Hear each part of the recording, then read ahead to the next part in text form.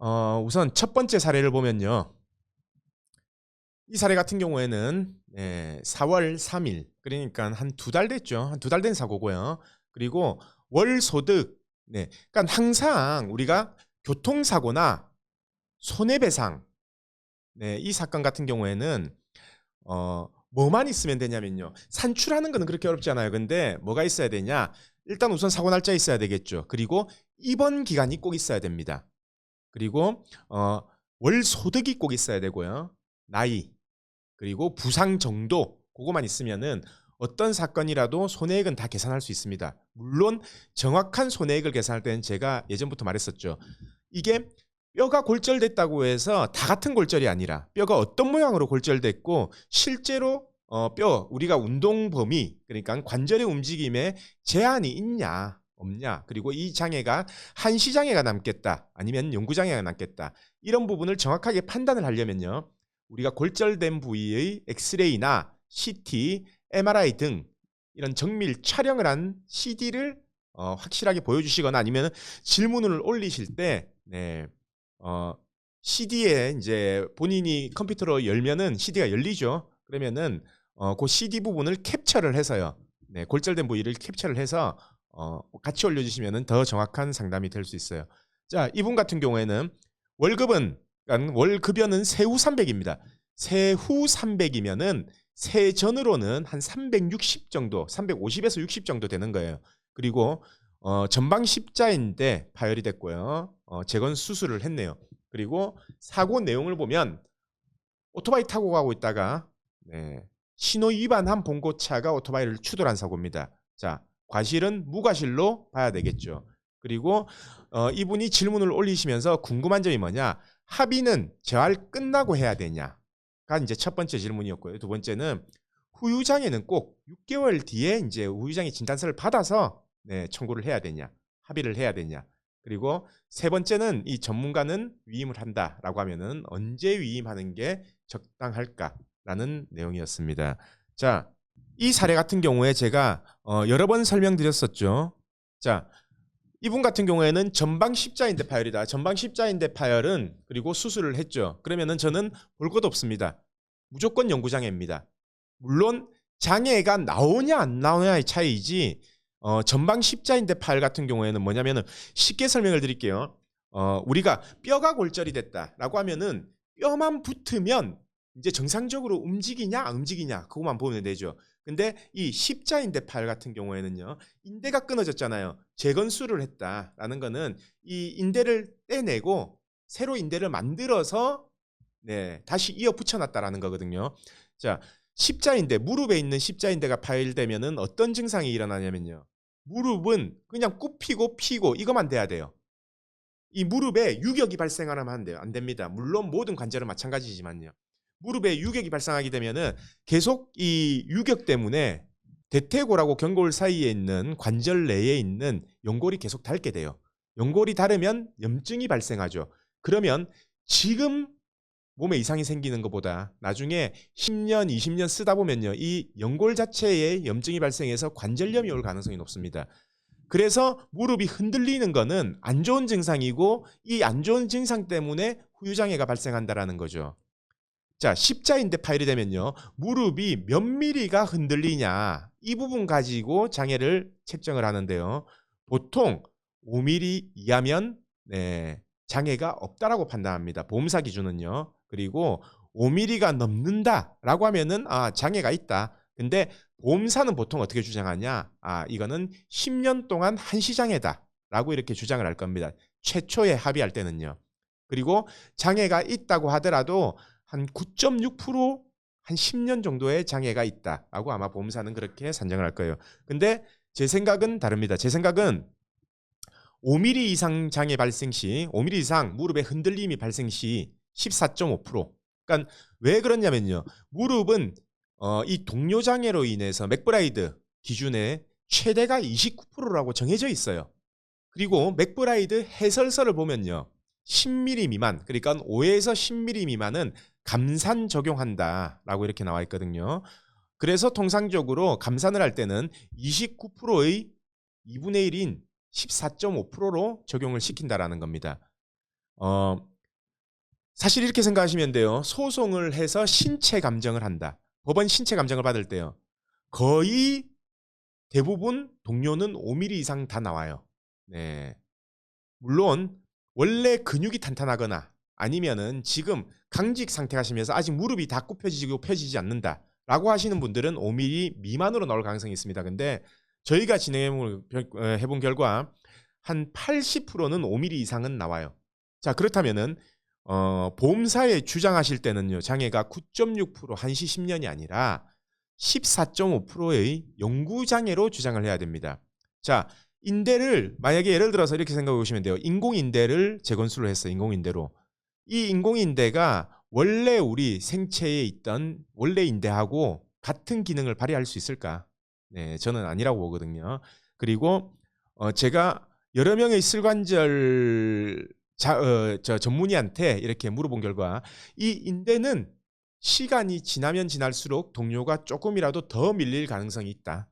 네, 더 밀릴 가능성이 있다라고 이렇게 보통 소견이 그렇고요. 그렇기 때문에 제가 주장하는 거는 만약에 이제 저희가 사건 처리하는 거다. 그러면은 14.5% 영구장애를 주장합니다. 영구장애를 주장하는데 자, 요즘 추세를 좀 말씀을 드릴게요. 요즘은 이 슬관절 학회에서도요. 장애 기준을 조금 다르게 하고 있어요.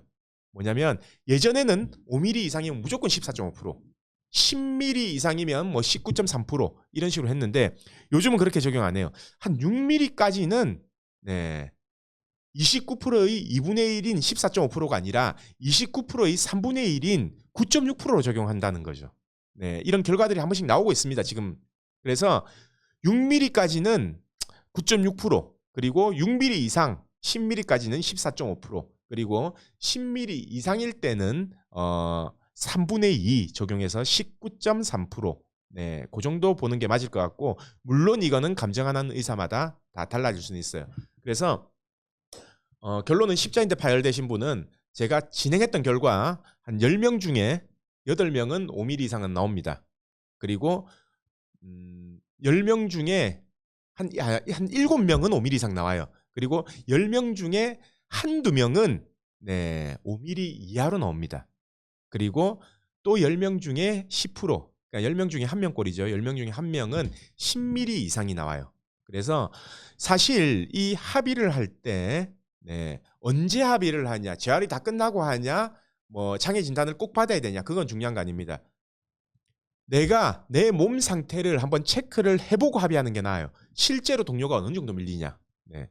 근데 사실 수술하고 나서 10mm 넘게 밀렸다라고 하면 재수술도 고려해야 되는 상황이거든요. 그렇기 때문에 정확한 객관적인 검사로 동료 측정을 해보고 네, 이 무릎 흔들림이 어느 정도 있다라는 게 파악이 되고 난다면 네, 그 뒤에 합의를 하는 거는 6개월 안 지나도 관계없습니다. 그리고 꼭 장애 진단서가 필요한 것도 아니에요. 네.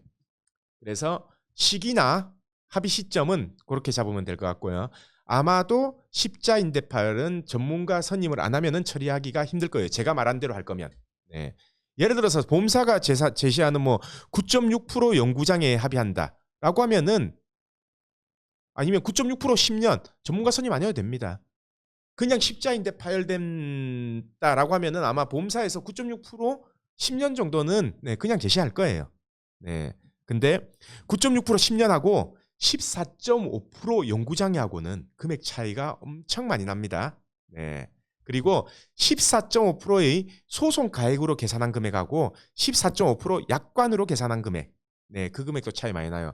예를 들면 무과실 기준에 30대 중반이다, 30대 초중반이다 했을 때요. 14.5% 영구장애로 소송가액, 그러니까 법원 산출 방식대로 계산을 한다면은 대략 금액이 한 1억 3, 4천 정도 나오거든요. 1억 2, 3천, 4천 정도 나올 겁니다. 근데 이게 약관으로 계산해버리면요. 네, 한 8천, 9천 정도밖에 안 나와요.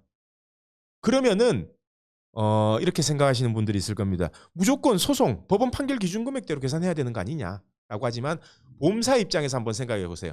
장애 인정할 거 전부 다 인정하고 그리고 법원 판결 기준대로 100% 인정한다면 보험사 입장에서는 그냥 소송 받으려고 할 겁니다. 그래서 나온 게 보험사도 특인 제도라 해서 재심을 한다. 재심사를 올려보겠다. 상부에 송무팀, 법무팀에 재심 담당 부서가 있습니다. 네, 그래서 올려보겠다라고 해서 올리면은 법원 산출 금액 기준에 대략 한 80%에서 90% 사이 정도, 네, 그게 한도다라고 아마 얘기할 거예요. 그러니까 아까 쉽게 생각하면 제가 만약에 금액을 뽑았다라고 하면은 일용 근로자 임금 기준에 과실이 무과실이고 십자인데 파열됐다. 30대 중반이다. 라고 한다면은 1억 3, 4천 나온다고 했죠. 근데 만약에 재심 기준으로 간다. 보험사에서 특인 제도로 간다. 라고 하면은 아무리 잘 맞춰봐야 금액이 한 1억 1천만 원 정도. 네. 결국은 2, 3, 4천만 원 정도가 2, 3천만 원 정도가 차이가 난다라는 거죠. 그래서 사실 전문가를 선임해도요. 100% 소송가액으로 이 소송 전에 100% 우리가 소송에서 최대치가 나올 금액 정도로는 보험사하고 합의는 안 됩니다. 네, 안 되고요. 자, 내가 생각하는 100%가 소송 갔을 때 내가 원하는 대로 장애가 나오고 내가 원하는 대로 금액이 산출되면은 이 금액이다 라고 하면은 아마 합의로 최대치는 보험사는 한 80% 정도, 거의 80% 정도 선이 될 거고, 그리고 그게 약관으로 뽑으면 한 70% 선 될 거고요. 그리고 이게 전문가한테 맡겼을 때입니다. 네, 그리고 아마 혼자서 진행을 하신다라고 하면은 반도 안 될 것 같아요. 제 생각에는. 네. 그래서 이 부분은 네, 전문가를 선임하되 자기가 본인이 이 합의를 과연 장애 몇 프로에 몇 년, 영구장애인지 10년인지 네, 이 부분을 전문가를 선임하더라도 명확하게 알고 합의를 진행하셔야 돼요. 네, 그냥 전문가 선임했다고 맡겨놓고 네, 알아서 해주세요라고 하면은 네, 금액이 내가 원하는 금액이 나올 수가 없습니다. 네. 그래서 본인도 이렇게 지금 방송을 하잖아요. 공부를 하시고 그리고 정확하게 내가 얼마를 받아야 되겠다. 그리고 얼마를 지금 저 전문가한테 맡겼지만 얼마 장애가 어떻게 잡아서 몇 년에 장애가 산정이 됐고 아니면 영구장애가 산정이 됐다. 이런 부분들을 명확하게 알고 나서 네, 합의에 임하는 게 가장 전문가를 선임했을 때 현명하게 대처하는 방법입니다. 그래서 십자인대 파열 이거는 영구장애로 받아야 되잖아요. 제가 방송에서 누누이 말씀드렸었죠. 영구장애가 예상된다라고 하는 거는 혼자서 처리하는 것보다 전문가하고 처리하는 게 훨씬 낫다라는 점은 꼭 기억하시기를 바랍니다.